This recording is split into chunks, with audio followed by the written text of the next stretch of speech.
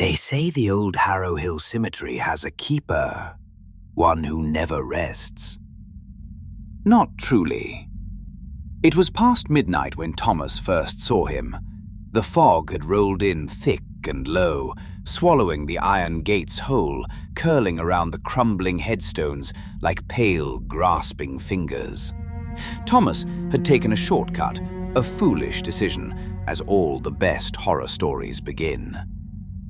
The moonlight pressed down through the mist in cold silver sheets, casting the graveyard in shades of ash and bone. And then he heard it, the rhythmic scrape of a shovel biting into earth. He stopped.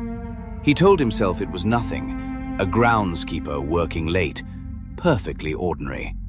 Perfectly ordinary, except that no living soul worked Harrow Hill after dark.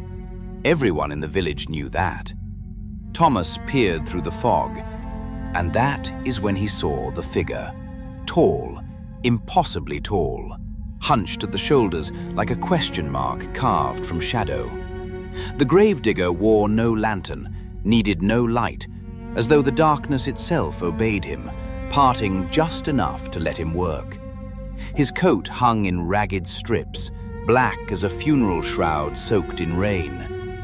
And his face, God help Thomas, his face. The pale moonlight caught it just once, just long enough. A face stretched too wide, like skin pulled taut over something that had forgotten the shape of a man. His eyes were hollow, not dark, not shadowed, hollow. Two empty wells sunk deep into grey, sunken flesh. And his grin, that terrible, permanent grin, as though someone had drawn a smile with a blade and left it there to set. The gravedigger paused his digging. Slowly, slowly, he turned. Thomas ran. He ran until his lungs burned red and his legs gave out at the village edge. He never spoke of what he saw carved into the fresh headstone beside that open grave. His own name. The date? That very night.